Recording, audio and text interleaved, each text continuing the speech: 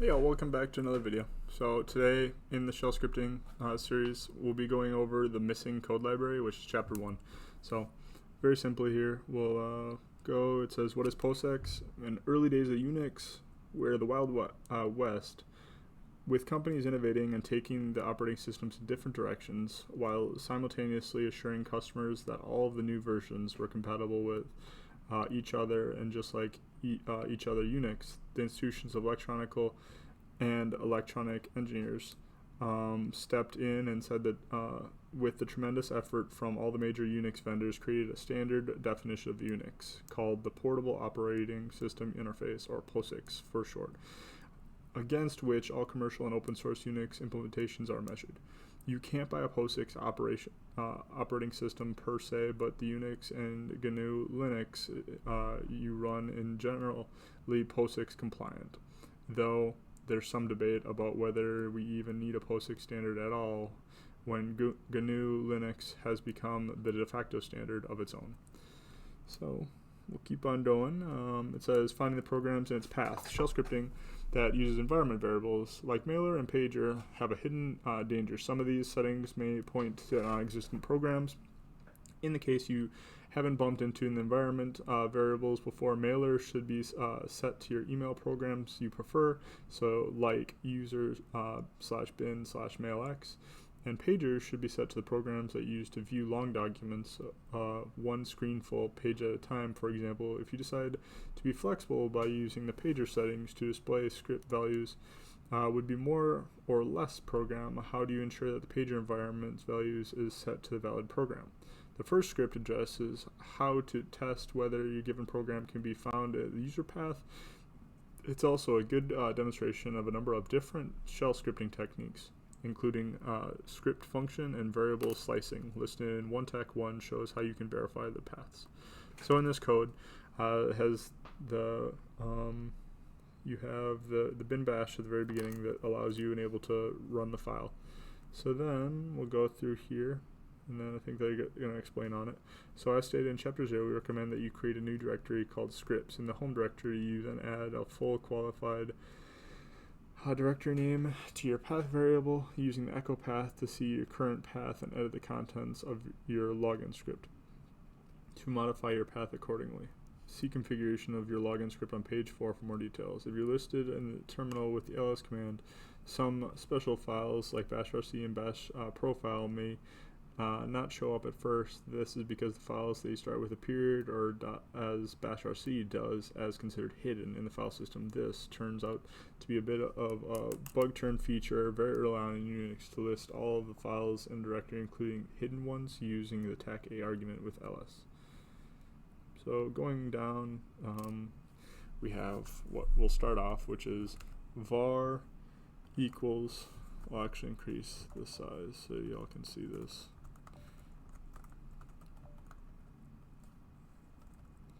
There we go. So we'll do control L, and then we'll do var equals double quotes something wicked this way comes ... double quotes. So then you can echo, and the echo dollar inside curly brackets we do var :10. So what this will do, will show everything after the 10th character. So it says wicked this way comes ... So how you can also manipulate this is we can do that, and then we can go back, and then we can do colon after that and do 6. So it's just going to show the six characters after the 10th character. Wicked. So we have that.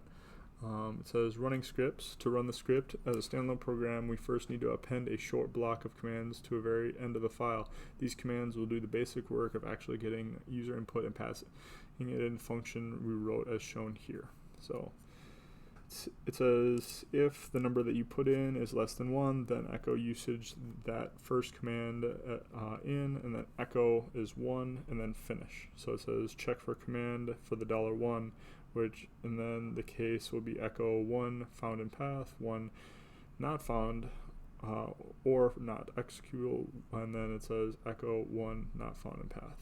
So and then it'll exit with 0. Once you have added the code, you'll invoke a script directly as shown in the results. So we can ls in this directory inside of this, and is it the in path one? Cat in path. Yes, it is. So the in path is the full what this whole part is. So after a lot of reading, looking around, taking a little bit of time, probably took me about 20-30 minutes, figured out what needs to be done with in path. So if you go into in path, so we'll do vi in path, and we'll go into this file. At the very end, there's from here down, if echo all the way down, each one of these are commented out. So you'll want to delete each one of these comments at the beginning here.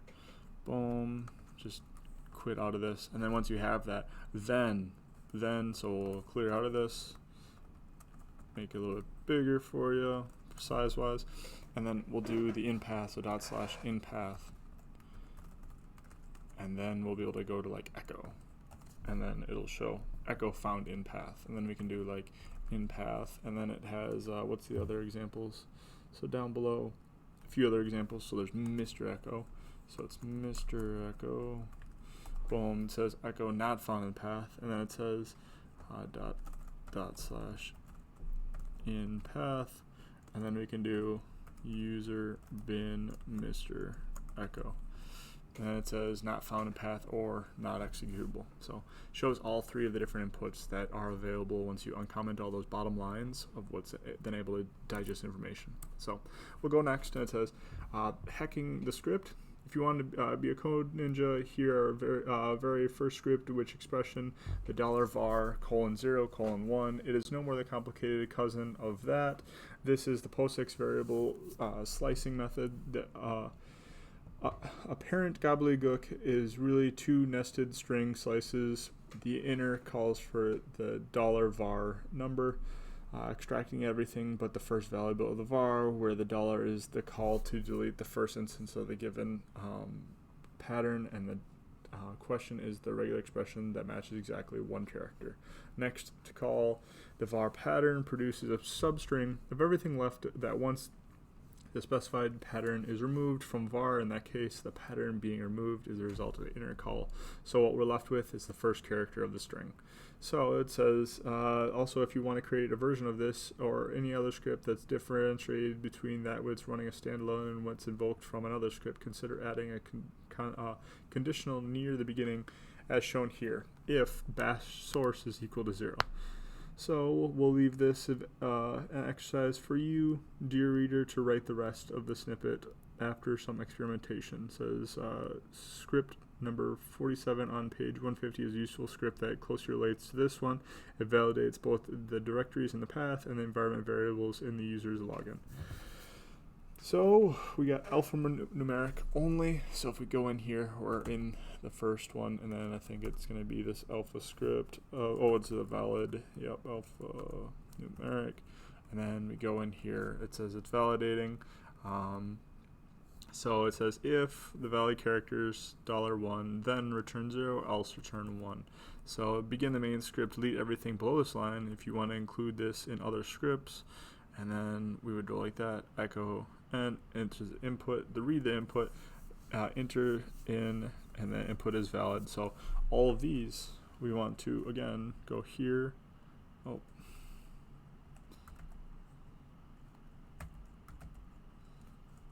Just like that.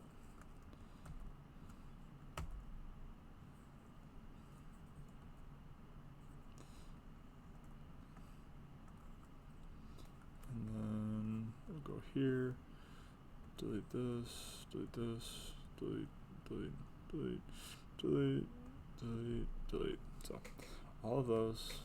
Now save it, and then we'll go in here and do the valid num, valid all num, and then we'll enter in some stuff, enter input, and then we'll enter in the input. So we'll call just the valid num, and then we'll enter an input, and then input is valid. So then we'll do that. It says your input must consist of only letters and numbers. So this is those differences. It'll validate that. So if we go into this, the valid lnum, we can go in here. It says it's echoing that first variable, zetting out the rest, and then if the valid the number is there, so it's checking based on the all num, and then if returns 0, else 1, so it's either true or false, and then so it's doing bin echo, so you're fine. It's knowing where echo is, the echo, rather than just calling for it. It's referencing it directly, and then tac n, and then enter your input. So then that's it being what's pushed to the screen. Then it's going to read your input based on this input validation, and then if it's not equal to the input, then echo your input must consist of only low. And you always, when you're doing scripting, I talked about this in the PowerShell for sysadmins, you want whatever your error is first. So there's no possibility of someone being able to skip through, because you want whatever is the expected result that you want that always to be last.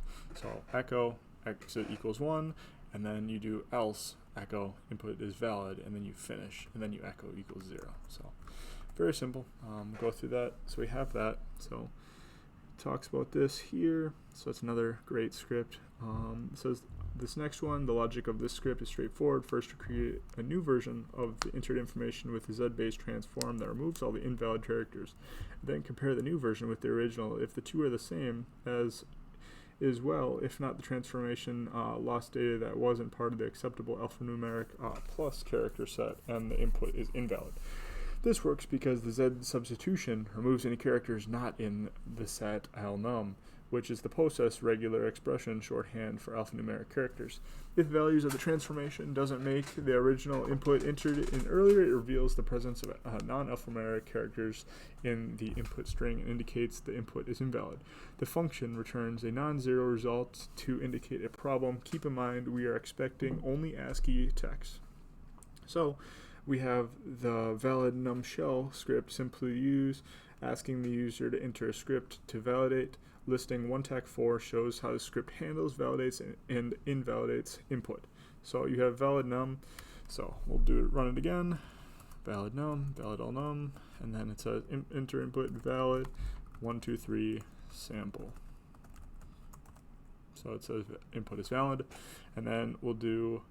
It says this is most assuredly not valid. So we'll do again the valid al num, and they did blah blah blah, and then they had a comma, and then they had numbers, and then the input must consist of only letters and numbers. So that comma was the part that screwed it up. So hacking the script. This is remove the good characters and see what's left. Approach is nice because it's flexible, particularly if you remember to wrap both your input variables in matching patterns, or no patterns at all in double quotes to avoid empty input errors. Empty patterns are constant problems in scripts because they turn a valid condition test into a broken statement, producing an error message. It's beneficial to always keep in mind that a zero-character quote phrase is different from a blank phrase. It says want to require uppercase letters, but also spaces, commas, and periods. Simply change the substitution pattern at 1 to the code show below. So it'd be said, and then you'd switch it to upper, and then if you wanted, you can also simply test this following validated phone numbers indicating digits. So we can go in here into the valid, and we could go right here. And then instead of alphanumeric, we could go right here and then do what we could do actually. Boom. Instead of this, before we touch this, we can do a copy and then valid all num, and then valid, we'll do num. So then we'll only change this valid num, and then in here, we'll go over here and change these to digits. So right here, and then we'll go digit,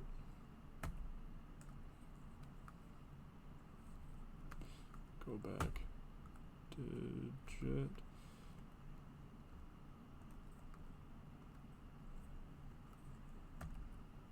like that, and then from there, funny.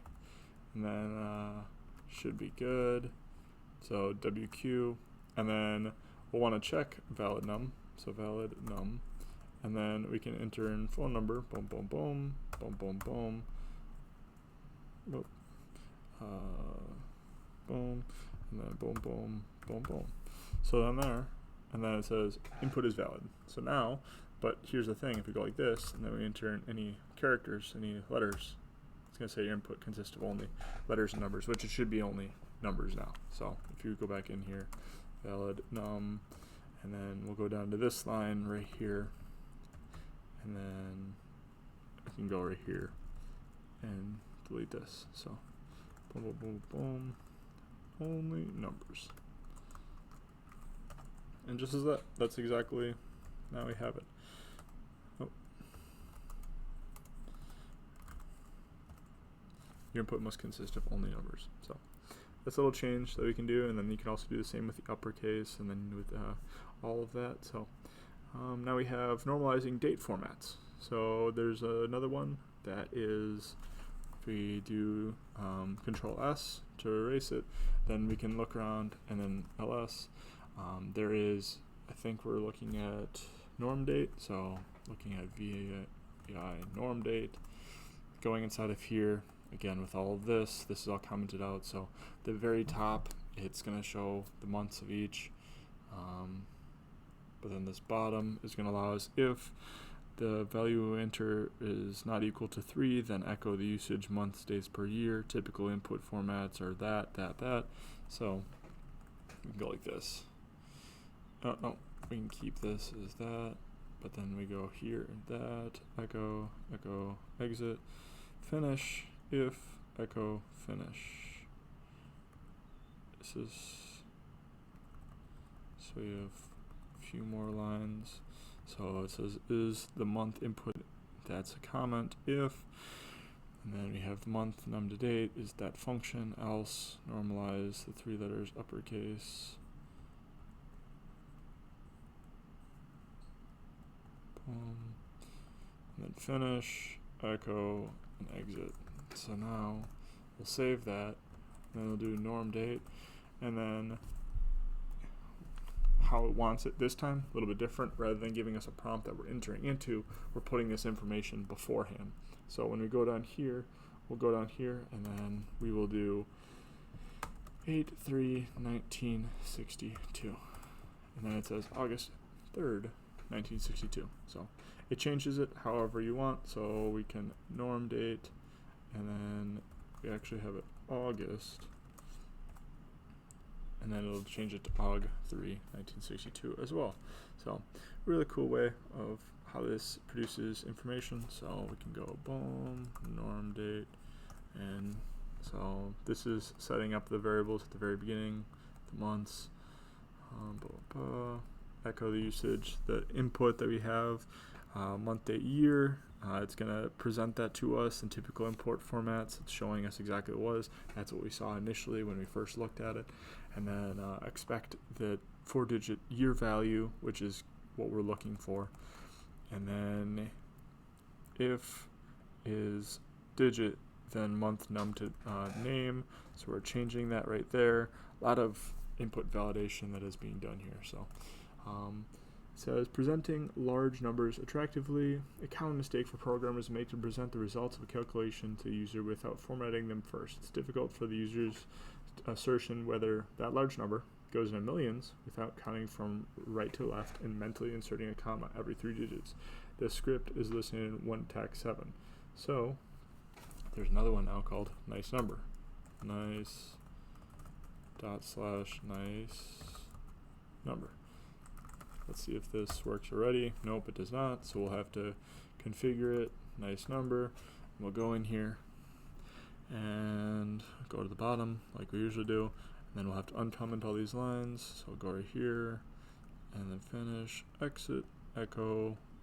It's doing our delimiters, adding in our statements that we want. We can keep this one because that's a comment.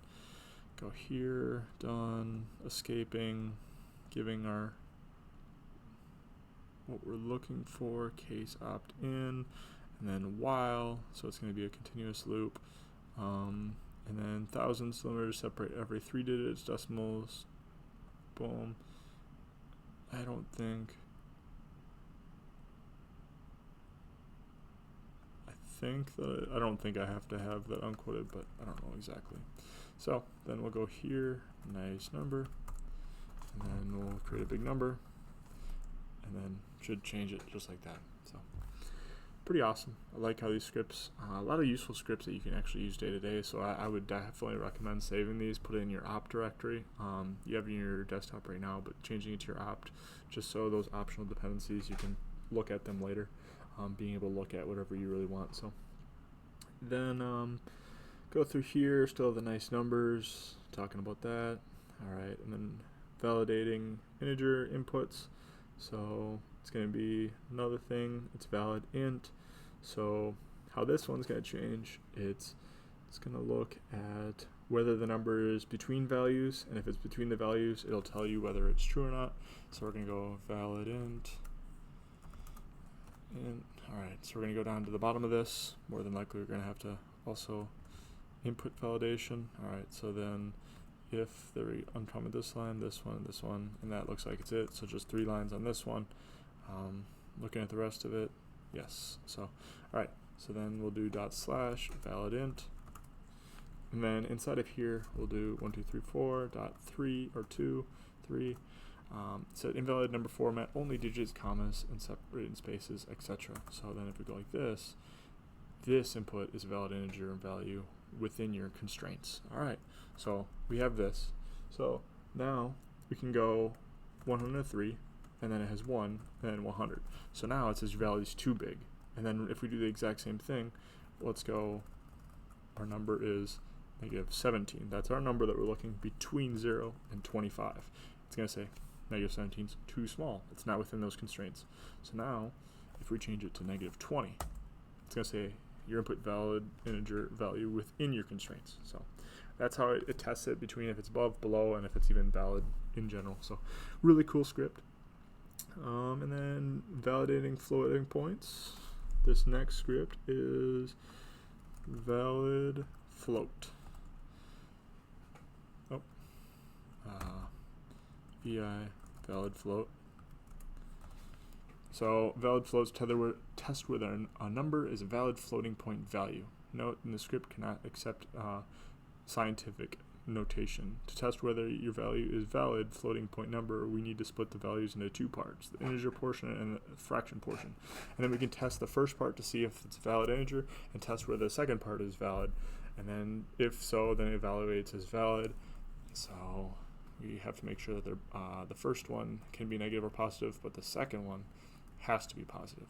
So going through here, I'm going to see which lines, if any, are echoed out. We have 4 lines this time around, so if valid float, what we entered, then echo is a valid floating point value, and then finish and exit at the end. So going in here, float. So if we go, let's just say boom dot negative boom, it should be false. So it says invalid number format. But if I remove this, it says invalid number format, only digits, no commas, spaces, etc. But it says right after 124.41 is a valid floating point number. So it did say before that it is not valid, but then it did say afterwards that it is valid. So go after this, and then running the next script, it says valid float, still invalid float, going around here. Alright, hacking the script. I think that I don't know exactly why it says that it was invalid. Interesting. Validate format, so we're going to go in here, validate format, so vi // valid date. Oh, it's tac date. Alright, go to the end of this one, and alright, we have a few lines, actually quite a bit. So we'll start at new date, echo new date, if is equal to 1, then exit, and then finish, split the normalized date format. We do not need to remove anything there. First word equals month, second, that's all comments. Second one, month, day, year. Now that we have a normalized date, let's check to see if the day value is legal and valid. So we have if exceeds the in month, the month is $2. Then if February is not equal to 29, so you're checking the amount of days. And then if a leap year, so now we have to validate based on the year. And then echo, it is not a leap year, so there can't be that many days, 29 days. Exit 1 is always just getting out of the program. Finish, else we're going to echo what they said, and then bad day value, month doesn't have that many days. Exit 1, again, quitting the program, finish, echo. Otherwise, at the very end, like I was talking about earlier, we're going to say validate, and then we're going to exit the program properly. So we're going to do validate / valid date, and then we're looking, let's do February 29th, 2004. So it says valid date, February 29th, 2004. So then let's do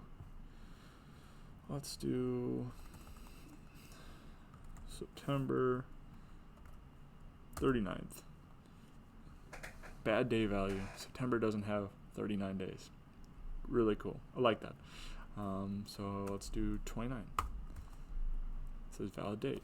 So then we can go here, and then it has 14th, and then we can go February. And it says 2014 is not a leap year, so February does not have 29 days. Really cool code. I don't know when exactly you're going to be using something like this. This isn't as pertinent as the other stuff, but checking dates, this would be more of like an input format if you're going to have something users importing, rather than the rest would be a lot of testing and verification on things that you could be importing, like the amount of machines that are going on your network or something like that, how many machines you can connect to, scripts, whether it's ran from Kali or how you're looking at things, or SIFT, whatever type of machine, and you can check the input, the numbers and all of that against a XLS or a CSV file. So it says right here, so it says sidestepping poor echo implementations, echo tech N. The rain in Spain echoes falls mainly on the plane. If you echo works with the tech N, you'll see the output like this. The rain in Spain falls mainly on the plane. If it doesn't, you'll see output like this. TAC N, and then the rain in Spain falls mainly on the plane. So ensuring the script output is presented to the user as desired is important, and will become increasingly important as our scripts become more interactive.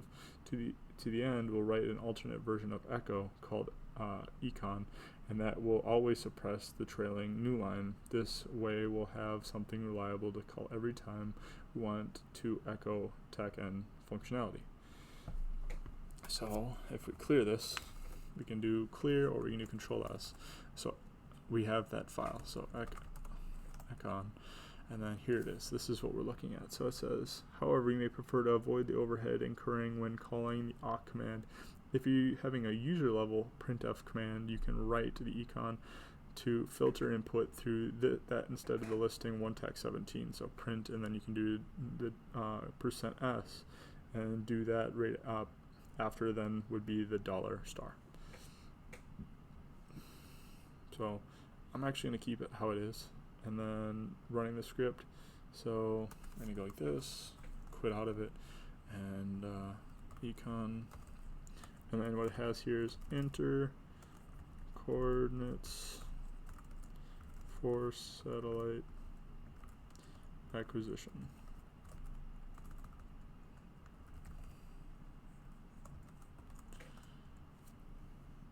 And then it should have presented what we had. What if you don't have the printf and you don't want to call awk? Then use the tr command to chop off the final carriage return just like this. The method is simply ineffective. Simply add the script file to your path, and you'll be able to replace any econ TAC-N, echo TAC-N call with econ reliable. Leave the user's cursor at the end of the line after printout.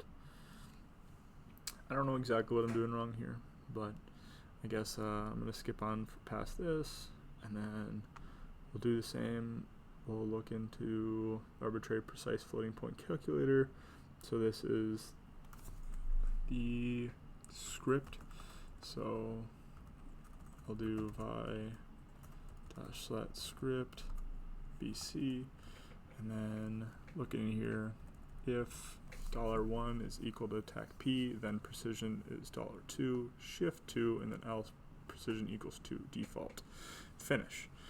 BC tac Q, and then end of file is going into that, and then scale the precision $*, which is all input, and then quit end of file, exit 0. Alright. Wrapper for BC that results in the form of calculation. Alright. So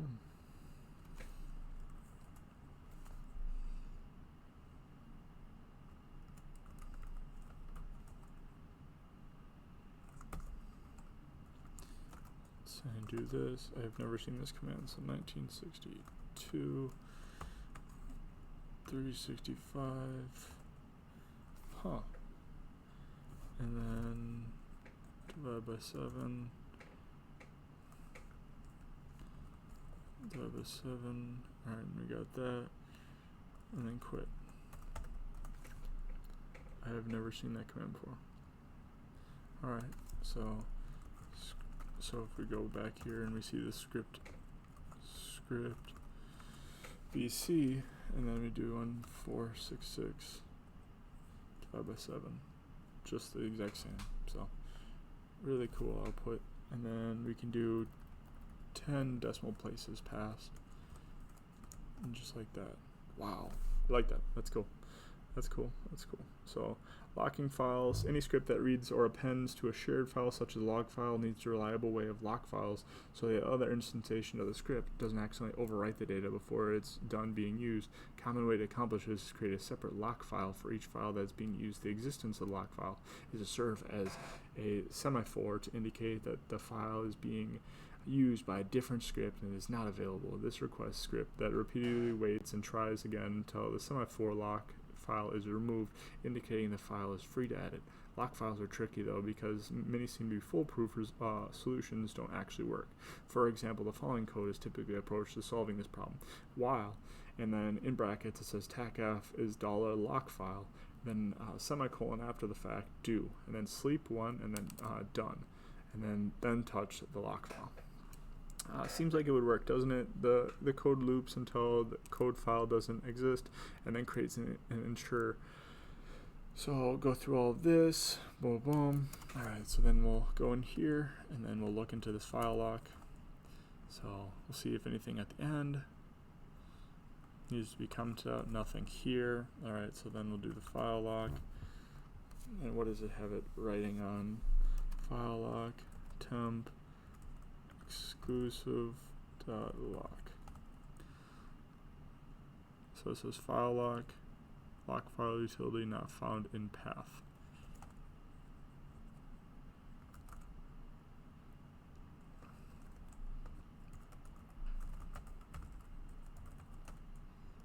So it's because it says so let's go touch TMP exclusive dot let's go up to see if this will change anything. So it says it failed.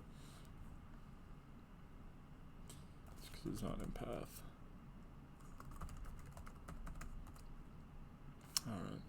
So then from here, keep on going. ANSI color sequence, the code.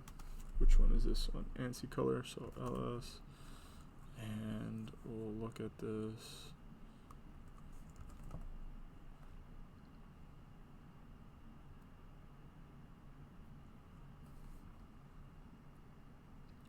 And then, I don't know the name of this file.